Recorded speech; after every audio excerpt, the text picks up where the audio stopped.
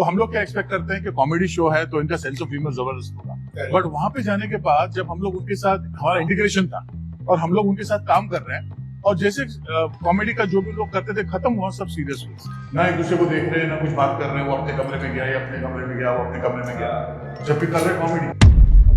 ये है दया शेट्टी। जी हाँ, वही पॉपुलर शो सीआईडी के दरवाजा तोड़ो वाले दया शेट्टी। इन्होंने अपने चैनल पे एक वीडियो डाली जिसमें ये बात कर रहे हैं कि कैसे ये और इनकी पूरी सीआईडी टीम एक बहुत पॉपुलर कॉमेडी शो के साथ कोलैबोरेशन में शूट कर रहे थे और वहां का कल्चर इतना शॉकिंग था कि उन्हें ये यकीन ही नहीं हुआ कि ये कॉमेडी शो है या क्या है। मतलब एक ऐसा शो जिसका काम ही कॉमेडी करके लोगों के चेहरे पर हंसी लाना है। उस शो के एक्टर्स इतने एरोगेंट, इतने सीरियस कि कैमरा ऑफ होते ही एक दूसरे की तरफ देखते तक नहीं है। अगर आप अब भी नहीं समझे कि ये किस सीरियल की बात हो रही है तो मैं आपको बता दूं कि ये वो शो है जो पिछले 18 सालों से इंडिया के हर दूसरे घर का हिस्सा बना हुआ है। जी हाँ, सोनी सबका सबसे popular TV serial Taarak Mehta Ka Ooltah चश्मा। अगर आप टीएमकेओसी के फैन हो तो आपको याद ही होगा कि सीआईडी और टीएमकेओसी का कोलैब हुआ था और वो भी सिर्फ एक एपिसोड के लिए नहीं बल्कि पूरे अजय दीवान वाले आर्क में हुआ था। तो अब आयरनी देखो, जो सीरियल 18 सालों से टीवी पर ये मैसेज देता हुआ आ रहा है कि आपस में कितना ज्यादा भाईचारा होना चाहिए, लोगों को हमेशा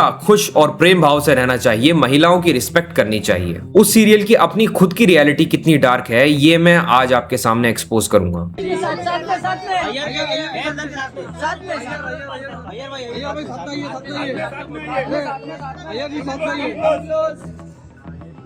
इस रील में आप साफ देख सकते हो कि 18 साल तक एक साथ काम करने के बाद भी मुनमुन दत्ता को अपने ही को स्टार के साइड में खड़े होने में ऐसी प्रॉब्लम हो रही है कि जैसे अय्यर भाई में कांटे लगे हों।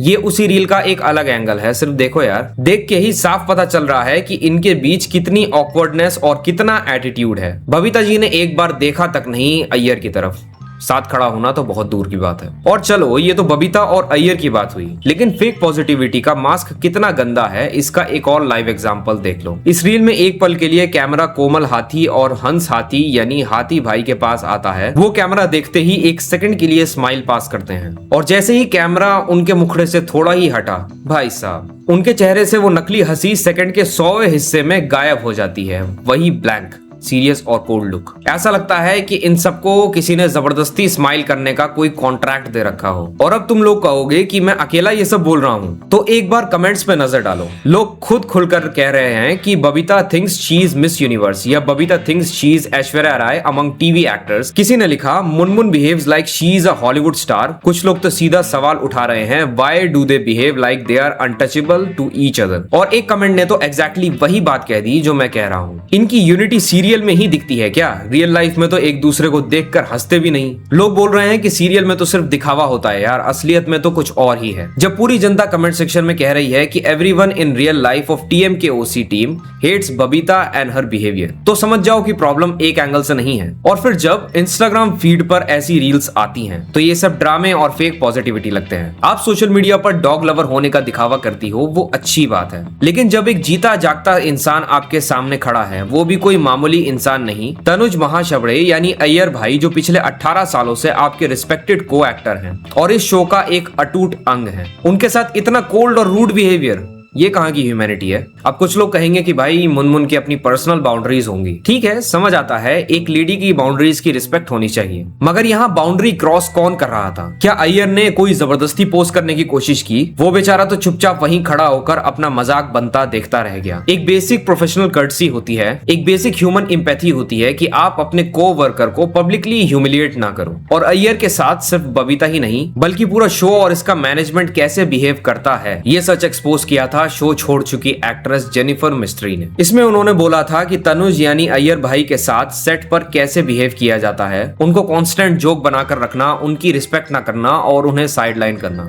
Tanuj Iyer in the sense Ballu ji, ठीक है, ये सब लोगों को ना दबाया जाता है क्योंकि इन लोग आवाज नहीं उठाते। इन लोगों को भी लड़कियों जैसा ही ट्रीट किया जाता है, हम औरतों जैसा ही ट्रीट किया जाता है। लास्ट बुलाएंगे, जल्दी बुलाएंगे, लास्ट में छोड़ेंगे, ये सब किया जाता है। ये है गोकुल धाम की असलियत। लेकिन बात सिर्फ एक्टर्स के ईगोज या एटीट्यूड तक महदूद नहीं है। यहाँ सबसे बड़ा और डार्क रोल है शो के मेकर्स और प्रोड्यूसर्स का।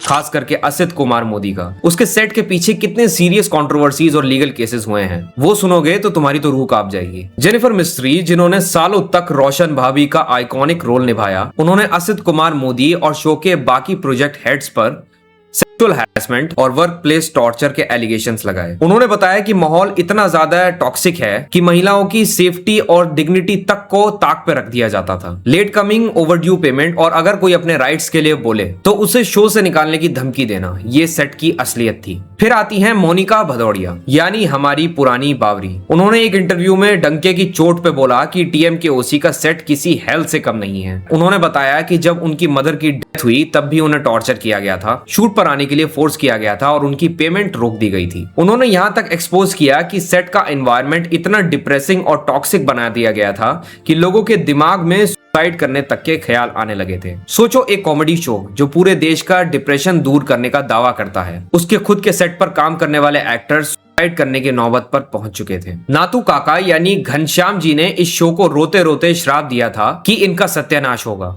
ये खुद मोनिका यानी बावरी ने बताया। नट्टू काका जो सबसे सीनियर थे, इतने क्यूट, इतने प्यारे, उनके साथ भी बुरा बर्ताव की खबरें सुनी है।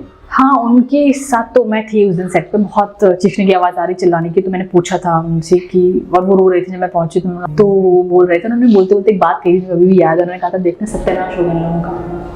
शैलेश लोधा, वो इंसान जिन्होंने तारक मेहता का कैरेक्टर निभाकर हर घर को एक मेंटोर दिया, उन्होंने भी चुपचाप शो नहीं छोड़ा। उनको अपने ही मेहनत के पैसे लेने के लिए मेकर्स के खिलाफ कोर्ट जाना पड़ा, कोर्ट में केस जीतना पड़ा। सोचो कितना बड़ा मजाक है कि जिस एक्टर के नाम पर पूरे सीरियल की दुकान चल रही है, उसको अपने हक के पैसे के लिए कोर्ट रूम के चक्कर काटने पड़े। ये सब कोई कोइंसिडेंस नहीं है। जब एक या दो लोग किसी जगह से जाते हैं तो हो सकता है कि ये उनका पर्सनल डिसीजन हो, लेकिन जब पूरा का पूरा ओरिजिनल कास्ट जिसने इस शो को ब्लड एंड स्वेट देकर जीरो से हीरो बनाया, एक एक करके मेंटल हैरेसमेंट, ह्यूमिलिएशन, पैसे न मिलने और ईगो क्लैश की वजह से शो को अलविदा कह गए, तो सोचो यार सब कितना फेक है। हम सब ने इस शो को अपना बचपन दिया है। हम इन्हें देखकर अपना स्ट्रेस भूल जाते थे, मुस्कुरा लेते थे। हमने सच में माना था कि कहीं ना कहीं गोकुल धाम जैसी एक आइडियल सोसाइटी एग्जिस्ट करती है जिसमें लोग इतना प्यार से एक साथ रहते हैं। लेकिन आज जब पर्दे के पीछे ये काला सच सामने आता है तो एक फैन का दिल टूट जाता है। पता चला कि हमें जो सालों से दिखाया गया वो सिर्फ एक ग्रीडी और फेक पॉजिटिविटी का मास्क था। कैमरा के आगे गोकुल धाम एक परिवार है और कैमरा के पीछे तू कौन और मैं कौन, और मेरा ईगो तेरे ईगो से छोटा कैसे,